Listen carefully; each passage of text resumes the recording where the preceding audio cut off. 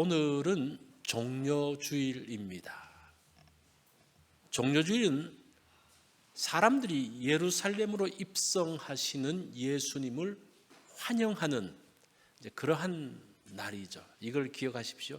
예수님을 환영하는 날. 그래서 백성들이 예수님을 환영하면서 종려나무 가지를 흔들고 자기의 겉옷을 펴서 바닥에 놓으면서 예수님이 그리로 지나가게 하십니다. 그러면서 뭐라고 외칩니까? 호산나 다윗의 자손이여 찬송하리로다. 이런 행위는 아무 생각 없이 하는 게 아닙니다.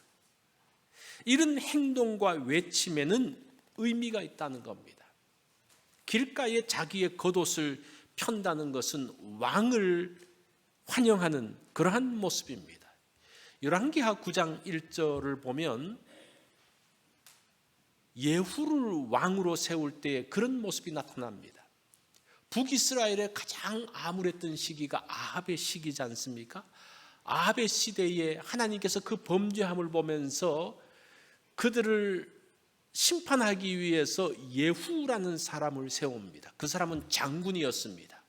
그래서 하나님께서 엘리사를 통해서 너 예후에게 가서 그에게 기름을 붓고 왕으로 세우라. 그랬을 때에 엘리사가 선지자를 보내죠. 그래서 기름을 붓습니다. 기름을 붓고 나올 때에 그 함께 있었던 군인들이 자신의 겉옷을 벗어서 그 바닥에 깝니다. 그것이 무엇인가 하니 왕이 되는 것을, 이제 왕이신 것을 인정하는 모습입니다.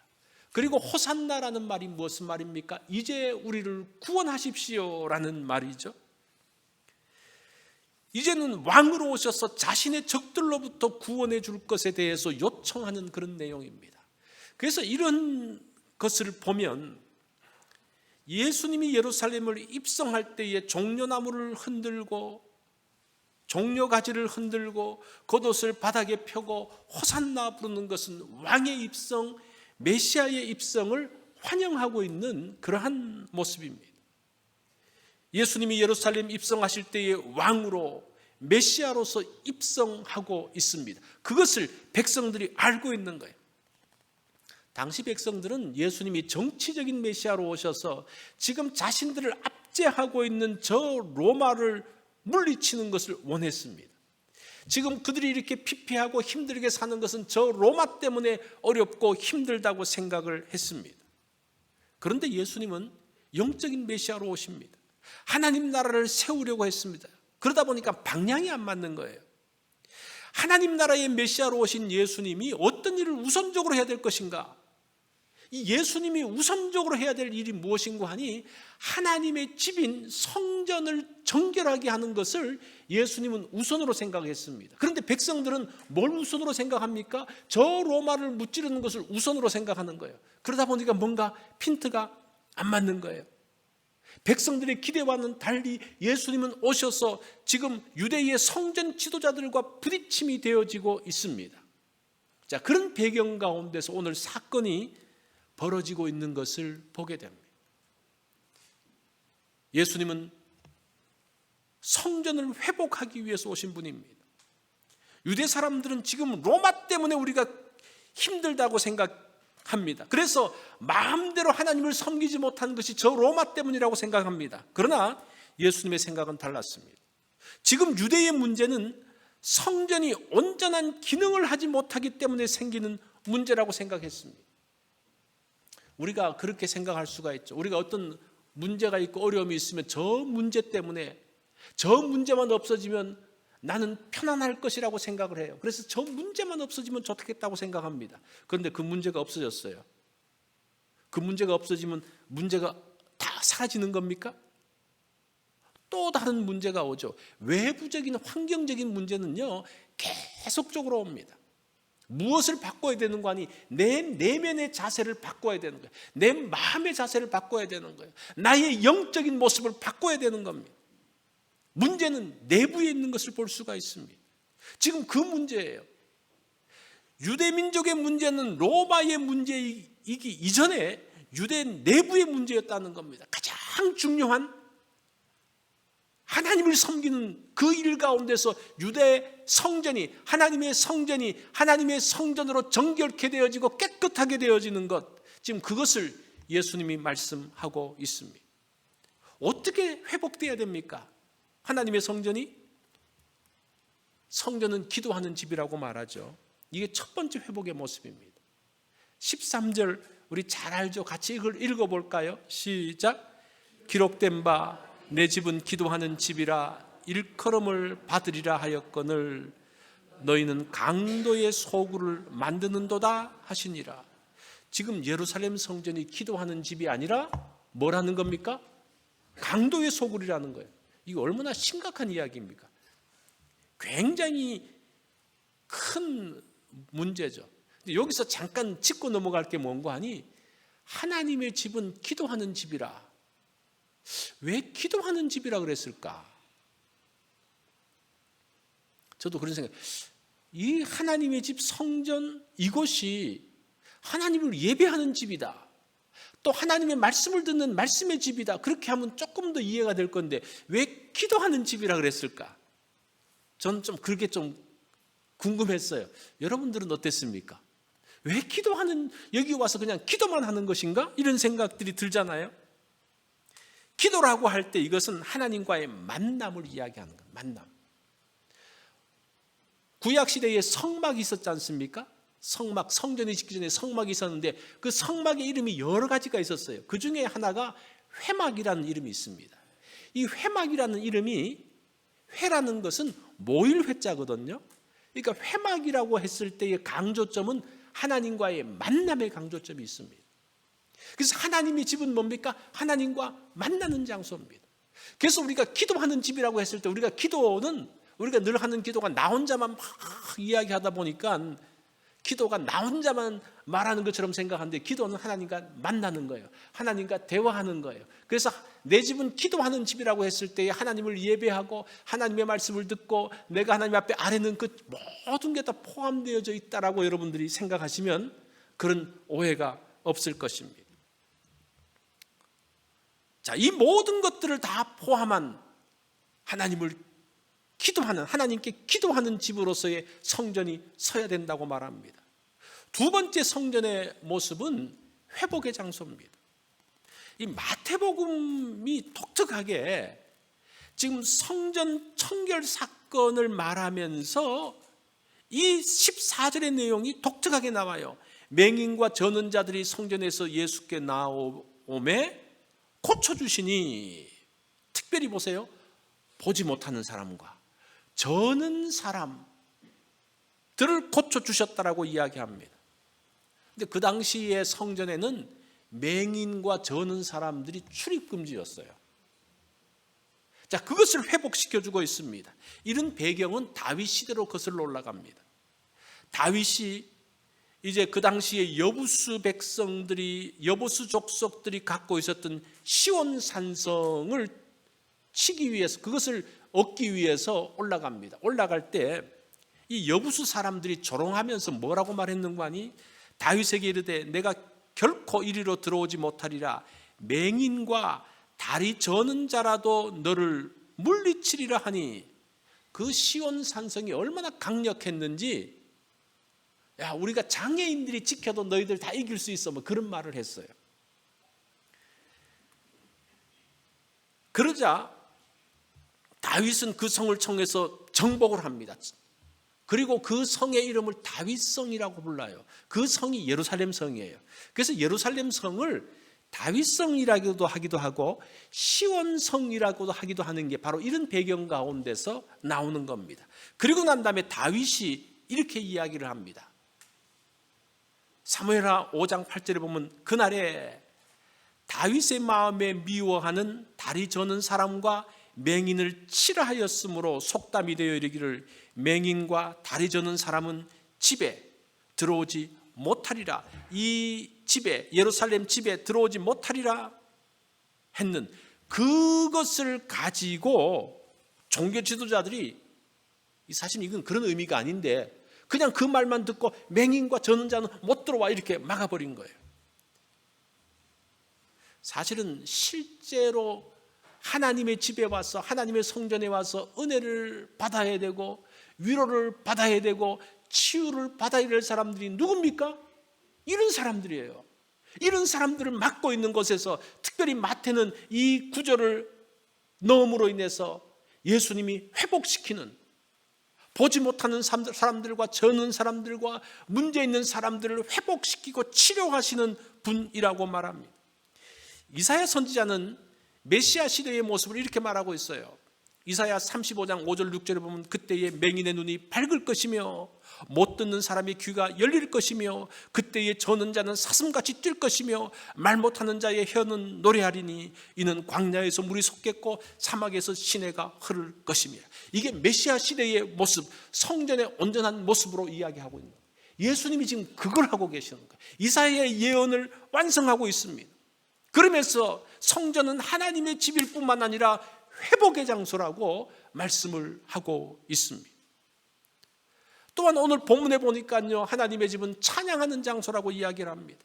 15절을 보면 또 성전에서 소리질러 호산나 다윗의 자손이여 하는 어린아이들을 보고 노하여, 어린아이들이 그 성전에서 호산나라고 계속 외치면서 노래하는 거예요. 그러니까 이 대제사장들과 그 서기관들이 그걸 싫어합니다. 노하면서 못하게 했습니다. 그러자 예수님께서 뭐라고 말씀하십니까? 16절 말씀을 보면요, 예수께서 이르시되 그렇다 어린 아기와 젖먹이들의 입에서 나오는 찬미를 온전하게 하셨나이다 함을 너희가 읽어본 일이 없느냐. 시편 8편 2편의 말씀을 통해서 성전은 원래 이런 곳이어야 돼요. 하나님을 찬양하는 곳이어야 돼. 어린아이는 갓난아이를 말하는 거예요. 갓난아이, 젖먹이도 마찬가지죠. 이런 애들은 어떤 의도를 가지고 찬양하는 게 아닙니다. 하나님께서 하신 일들이라는 거예요. 나중에 예수님께서 뭐라고 말씀하십니까? 너희들이 외치지 않으면 돌들을 들어서 외치겠다. 그 말은 뭡니까? 하나님께서 하시겠다는 그런 말씀입니다. 성전에서는 하나님을 찬송하는 것입니다. 하나님의 음성을 들어야 됩니다.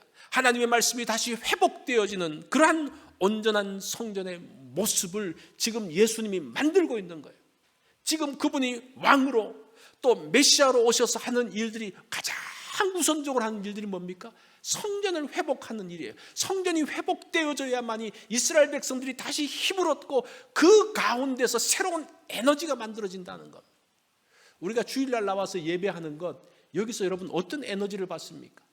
여기서 큰 은혜를 받으면서 또 사는 거예요. 우리가 매일매일 주시는 은혜가 있지만 우리가 함께 모여서 드리는 그 예배 가운데서 만들어지는 그 에너지, 그 우리 성도들이, 온 성도들이 함께 만들어내는 그 시너지가 얼마나 큰지 모릅니다. 성전을 통해서 그것들을 만들어 가야 된다는 거예요.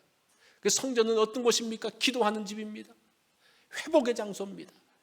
찬양의 장소입니다. 이것을 지금 예수님께서 요 사건을 통해서 말씀하고 있는 거예요. 그런데 그 당시에 성전은 어땠습니까? 13절에 보니까요, 너희는 강도의 소굴을 만든도다. 이 말이 무슨 말? 너희들 강도 집단이야, 그런 말이에요. 이거를 요즘으로 바꾸면요, 너희들은 마피아야, 그런 말이에요. 또는 너희들 조폭이야, 뭐 이런 말이에요. 얼마나 충격적인 이야기입니까? 원래 하나님께서 원하시는 성전은 이사야 56장 7절을 보면요, 이렇게 말합니다. 내가 곧 그들을 나의 성산으로 인도하여 기도하는 내 집에서 그들을 기쁘게 할 것이며 그들의 번제와 희생을 나의 제단에서 기꺼이 받게 되리니 이는 내 집은 만민이 기도하는 집이라 일컬음을 받게 될 것이다.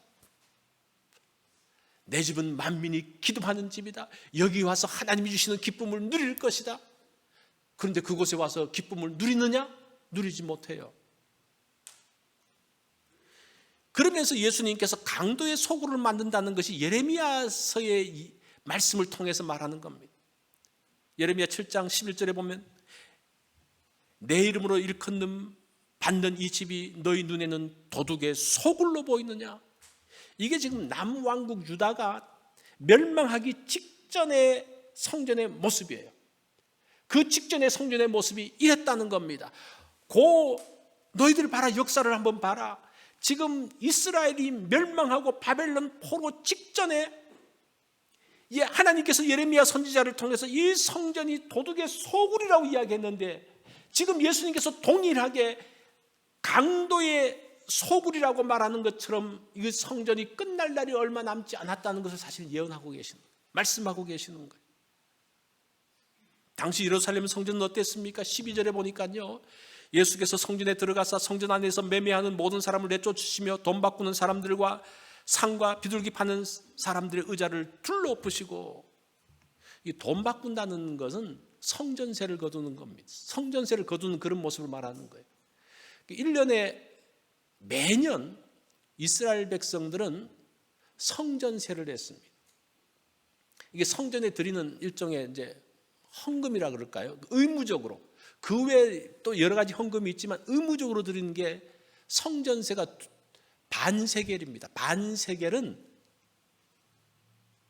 2데나리온으로, 그러니까 이틀 품삯을 이야기하는 겁니다. 이틀 품삯을 그 성전세로 드렸어요. 그런데 성전세로 드릴 때에 드라크마나 데나리온으로는 드릴 수 없습니다. 로마의 그 돈이 드라크마인데 그 드라크마에 보면 황제의 얼굴이 있어요. 그러니까 황제의 얼굴이 성전에 들어오면 우상이 들어온다고 생각해서 그 돈은 받지 않습니다. 그래서 성전 세겔로 받았으며, 혹은 또 두로에 있는 그 다른 그 형상이 없는 그런 것으로 받았는데, 특별히 이제 성전 세겔로 하면 환전을 해주거든요. 우리도 지금 이제 달러를 가지고 한국에 가면 원화로 환전하잖아요, 그죠? 환전할 때 수수료가 붙습니다. 뭐 수수료가 조금 붙는데, 그 당시에 이 드라크마나 데나리온을 가지고 성전 세겔로 바꾸면 수수료가 붙는데, 수수료가 얼마인가 하니 25%예요. 그러니까 예를 들어서 이제 하루 일당이 한 100불이라고 생각하면 이제 이틀쯤면 200불이잖아요. 200불인데 수수료가 얼마인가 하니 50불이에요. 이제 그 당시 이런 6월절이라든지 올 때 그 순례객들이 얼마인가 하니 그 당시에 사람들이 한 200만, 300만들이 모였다 생각해요.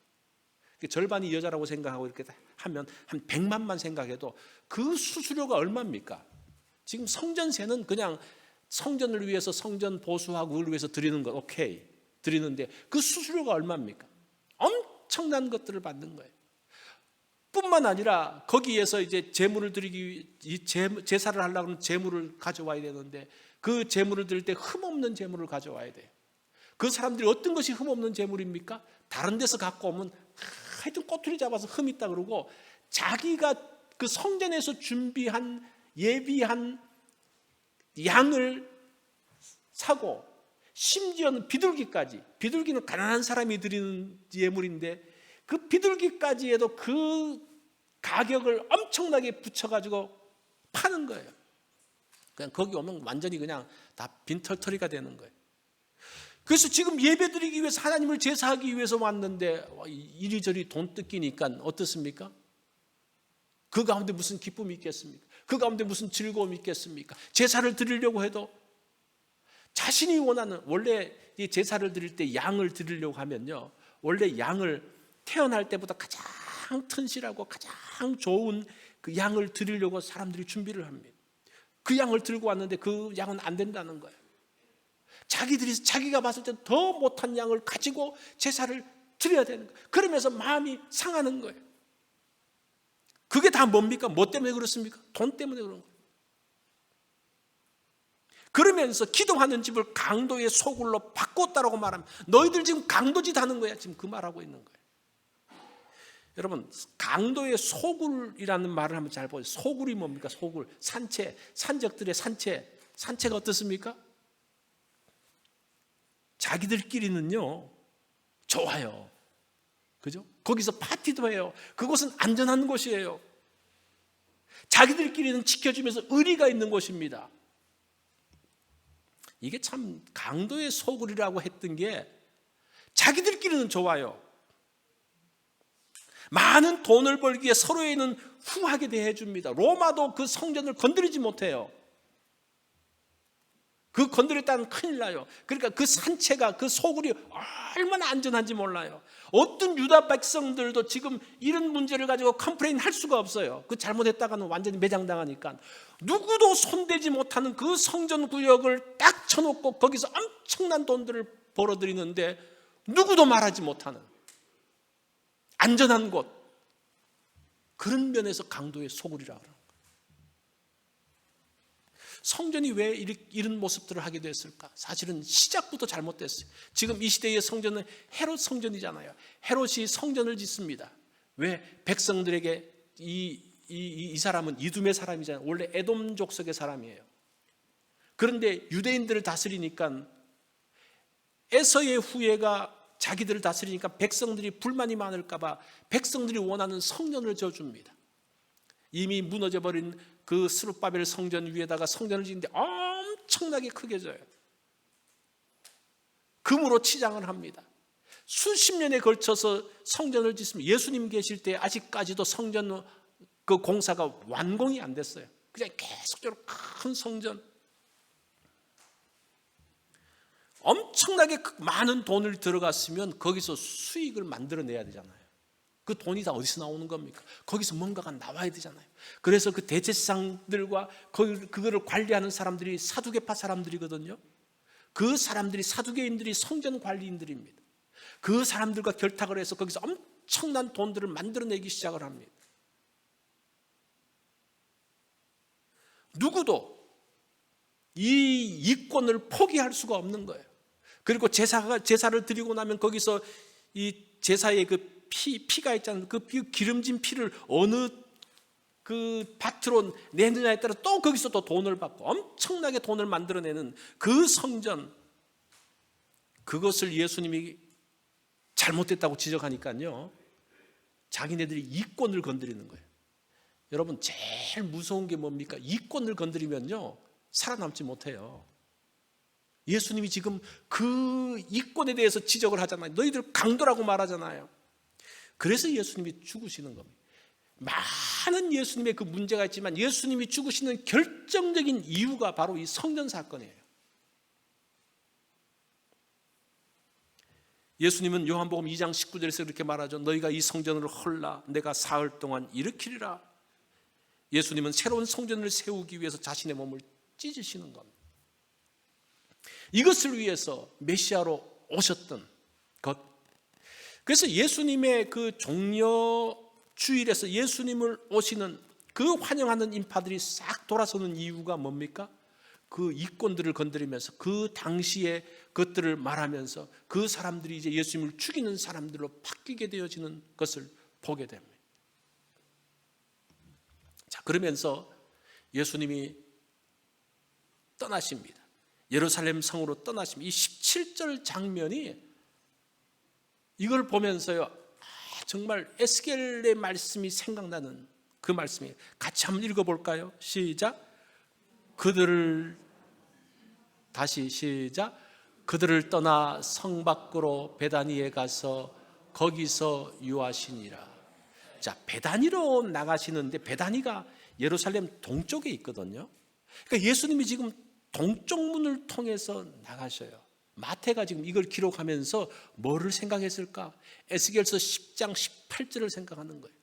지금 에스겔 그 성전에서, 그 에스겔서에 보면 하나님의 영광이 떠나는 모습들이 나옵니다. 거기 보면 이렇게 말하죠. 여호와의 영광이 성전 문지방을 떠나서 여호와의 전으로 들어가는 동문에 머물러 있습니다. 그리고 그 동문을 통해서 떠나가시는 장면이 지금 예수님이 이 예루살렘 성전을 떠나시는 모습하고 오버랩되고 있는 것을 볼 수가 있습니다. 지금 하나님의 영광이 떠나고 있다라고 지금 말하고 있습니다. 그것을 보여주는 사건이 무화과나무 사건이에요. 예수님께서 베다니에서 하루를 묵으시고 난 다음에 그 다음날 돌아오시면서 배가 고프신지 이제 무화과나무에서 열매를 땁니다. 이제 다른 또 성경을 보면, 다른 복음서를 보면 그때는 무화과의 때가 아니라고 이야기를 합니다. 도대체 그 때가 아닐 때에 와서 무화과 열매를 먹는다? 이제 지금 예수님께서 지금 이렇게 하는 이때가 지금 이때하고 거의 비슷해요. 4월 초. 왜냐하면 6월절이 이제 부활절하고 똑같은 날짜거든요. 지금 3월 말, 이번에는 부활절이 조금 일찍 왔는데 3월 말 4월 초에 되면 여러분 지금 무화과 나무에 열매가 어떻습니까? 좀 작은 열매들이 있죠, 그죠? 조금씩 지금 7, 8월 되면 열매가 커지지만 작은 열매들이 있습니다. 그것을 그 히브리 사람들은 파게라고 이야기합니다. 작은 열매라고 이야기해요.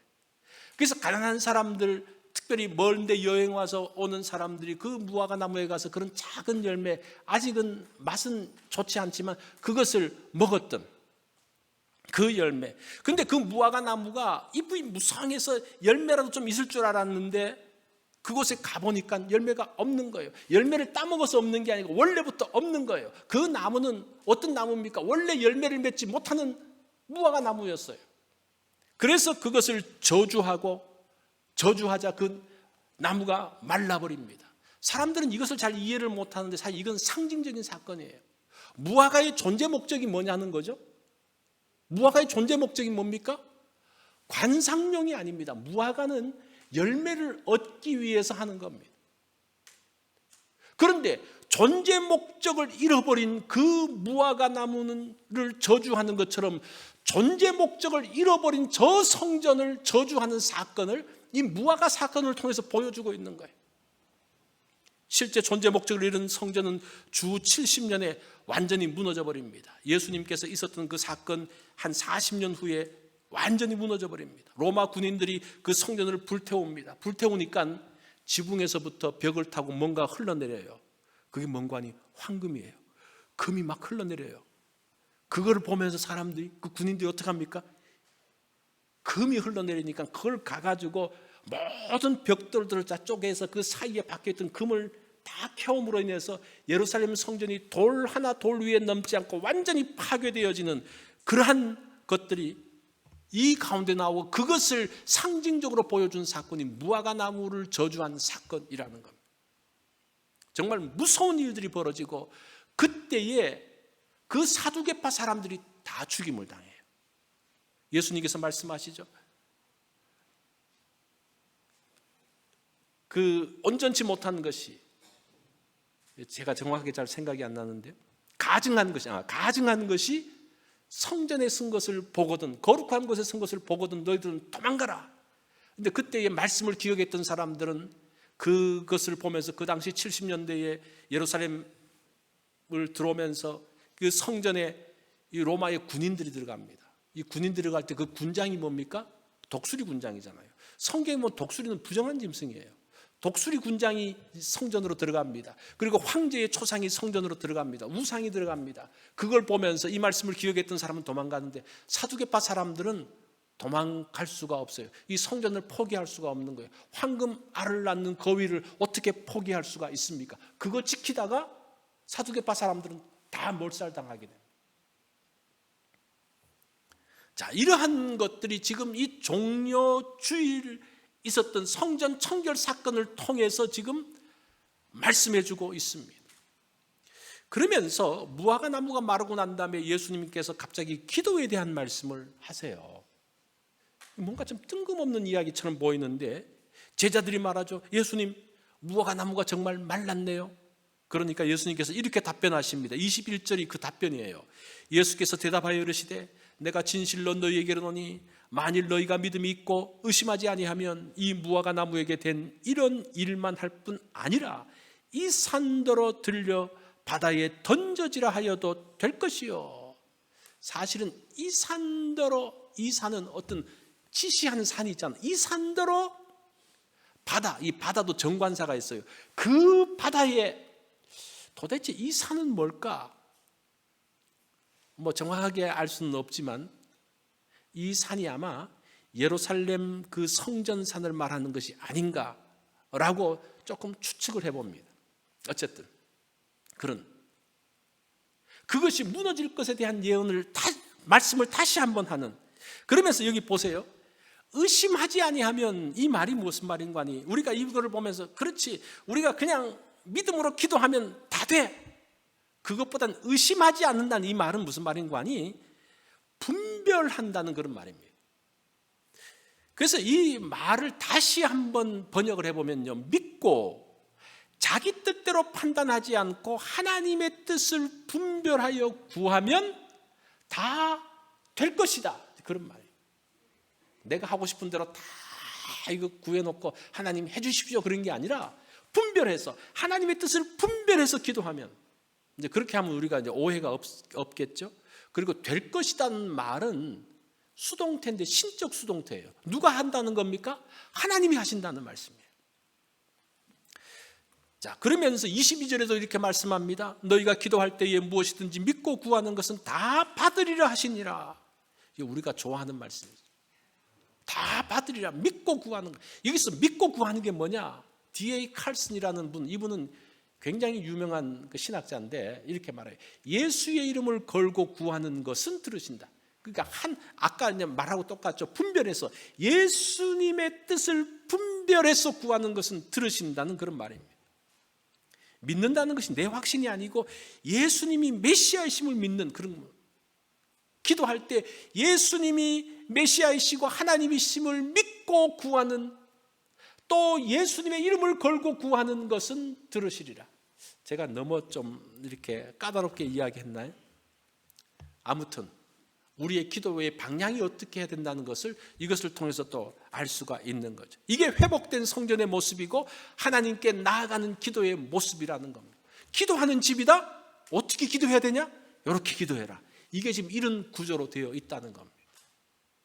13세기라 그러면 1200년대죠. 그죠? 1200년대에 교황 인노센트 4세와 토마스 아퀴나스가 교황청 발코니에 앉아서 대화를 하고 있었습니다.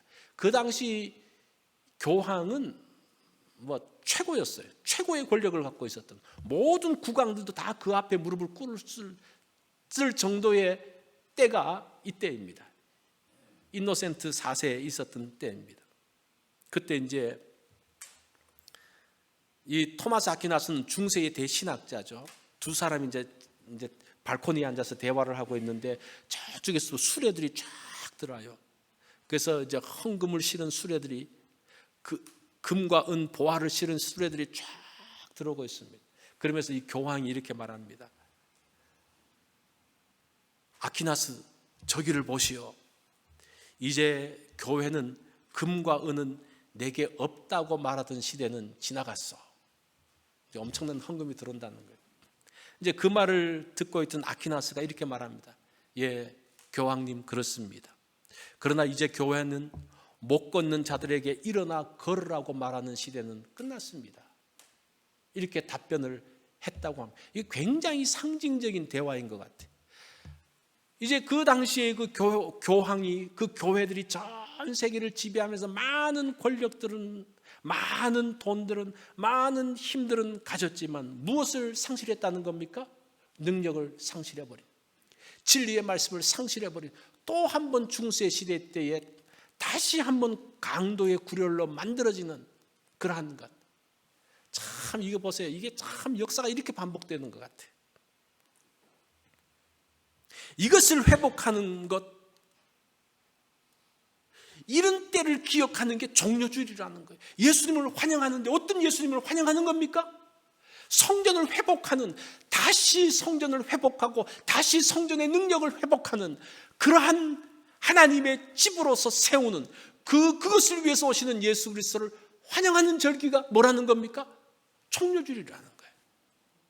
그것을 위해서 예수님은 어떻게 하셨습니까? 자신의 몸을 찢으신 그 예수 그리스도를 기억하는 것입니다. 종려주일은 교회의 존재 목적을 다시 생각하는 절기입니다.